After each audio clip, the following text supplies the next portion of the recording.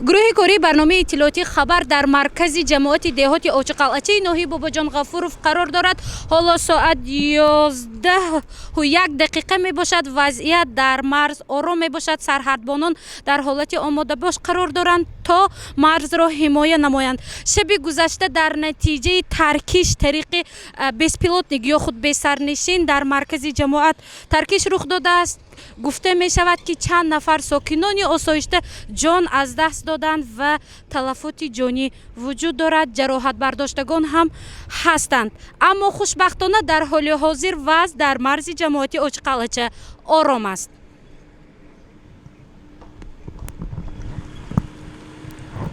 از جانب سرحدبانان قرغیزستان سوی ساکنان آسایشته مردم تاجیک تیر گشوده شد. ساکنان آسایشته جماعت اوچقلعچه برای قانونچینی پخته می رفتند، اما مناقشه سرحدی به این کار مانع گردید. مقامات حاکمیت دولتی نظامیان سری وقت به جای حادثه رفته زنان و کودکان و نورسان را به جای بی‌خوف کوچاندند تا از تیر دشمن آسیب نبینند.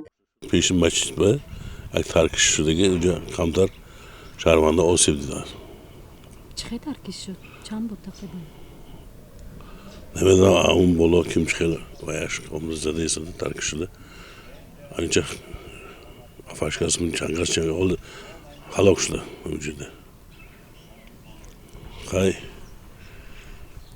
با یک چند خانه ها آسیب دیدگی که این همش حال انیخ کراسیم معین کراسیم که من با این چیز چغزه یک معین کنن بعد انیخ بشد. از روی معلومات نمایندگان جماعت دهات پس از ساعت 22 شب 16 سپتامبر آرامی در حدود دهه اوچقلعچه ناحیه باباجان غفورов حکم فرما گردید. دیگر صدای تیراندازی شنیده نمی شود، ولی از عملکرد منبعه جانب همسایه چیزی گفته نمی شود. تا امروز سرحدبانان قرغیزستان بارها مذاکرات و سازشنامه آتشبس را شکسته فضای صلح منطقه را قصداً خللدار می سازند. این رفتی آنان مناسبت صلح‌خواهانه ما را زیر سؤال میبرد. عملکرد آنها در هر مناقشه های نزد سرحدی به نظر می رسد. اول شده سرحدبانان قرغیزستانی قاعده صلح و آرامی را ویران می کنند.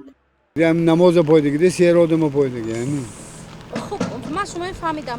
من اصلا تاجیکان خواستار جنگ نیستند. نه البته. و چرا همیشه جانب قرغیزستان از شکنانه وارد خاک ما میشن؟ نگاهتون چه؟ وای فهمیده نمیشه. بابا حاضی میشینید با همراه عبید میکنید بعد 15 منوت شما کوچکم گنده میبینه. همین خلق مراد میگم. هرچند وضع در مرز جماعت دهات اوچقلعچه با جمهوری قرغیزستان آرام است، اما مناقشه شب گذشته در این منطقه تلفات جانی و مالی روانی دارد. مرزبانان قرغیز عهد شکنانه جانب منزل استقامتی ساکنان آسایشته تیر شدند. از مینومیات و توپ و حتی از طیاره‌های بی‌سرنشین استفاده کردند تا هدف‌های غرضناک خود را عملی سازند. اما نظامیان تاجیک به این عملکرد سرحدبانان قرغیزستانی جواب گرداندند. اینجا حوالی یکی از استقامت کنندگان ساکنی جماعتی دهات اوچقلعچه است و درش گشوده می باشد. از تیر دشمن خیلی آسیب‌های جدی دیده است. در او تیریزه ها شکسته است، ولی ساکنان را ما پیدا نکردیم. مقامات میگویند برای بی‌خطری، برای حمایت زن و فرزندان خلق تاجیک آنها را به جای امن کوچاندند. وضعیت در حال حاضر آرام است.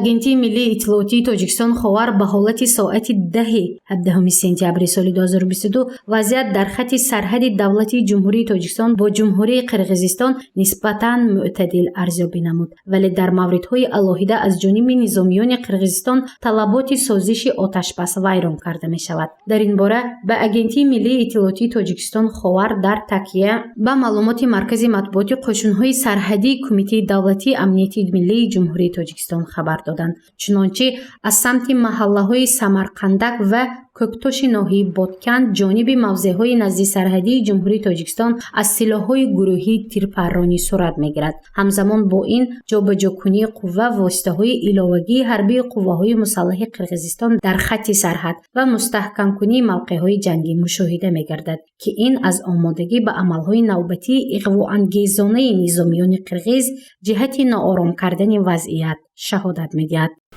اساسا قرغیزا سر شد این کارا. ما از آن میدونم که همین جنگ ما نمیخوایم جنگ کردن.